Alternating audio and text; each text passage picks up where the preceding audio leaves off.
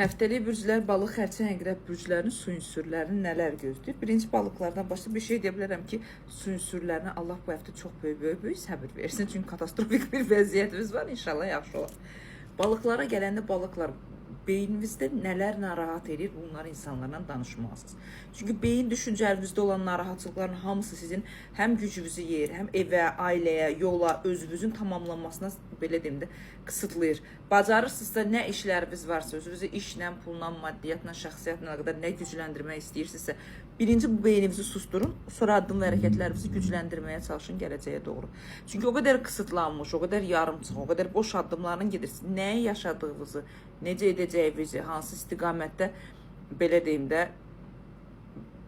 plan quracağınızı belə bilmirsiniz. Hər addımınız kaşadır, yarımçıq addımlardır, evə, ailəyə, özünüzə doğru güclənə bilmirsiniz. Həftənin sonlarına doğru balıqlar pul maddiyatla bağlı yeni təkliflər və yaxud da yeni bir beyninizdə aktiv fikirləriniz olacaq ki, həmin fikirlərə əsasən pulla, maddiyatla əlaqədar özünüzü gücləndirə bilərsiniz 18-dən sonra. Bu şanslardan istifadə edin. İçiniz parçalanıb, bədəninizin enerjisi zəifdir, hər şeyə qarşı iticisiniz, tam gücünüzü vermirsiniz. Sanki siz necə nə istədiyinizi bilmirsiniz, çox yorulmusunuz, amma belə deyim də türkülər demişkən, pes etmək də istəmirsiniz. Başa düşürsünüz?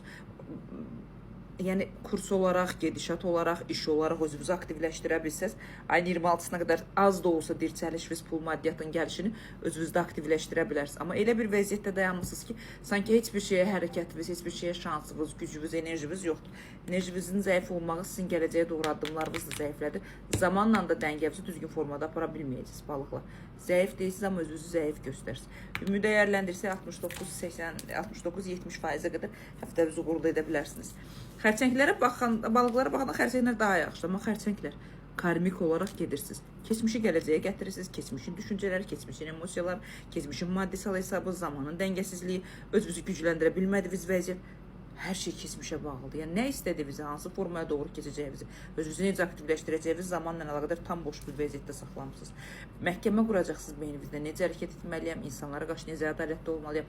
Hər kəsi özünüzü hər kəsin yerinə qoyun və addım hərəkətlərinizə fikir verin. Çünki bu gedişat normal bir vəziyyətdə deyil.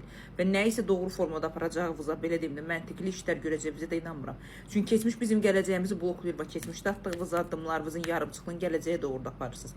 Hərçənd kişilər daha uğurlu bir məqamda ola bilərsiniz. Bəli. Pul maddiyatla əlaqədar gözəl bir şansınız olacaq ki, həmin şansdan istifadə edərək özünüzü yeni bir alana doğru keçirdə bilərsiniz. Bəli, bəli.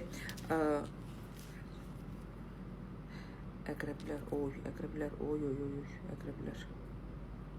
Çox ehtiyatlı olursunuz, pul maddiyatla bağlı böyük bir səhvlər edə bilərsiniz. Pul maddiyatla bağlı udar ala bilərsiniz.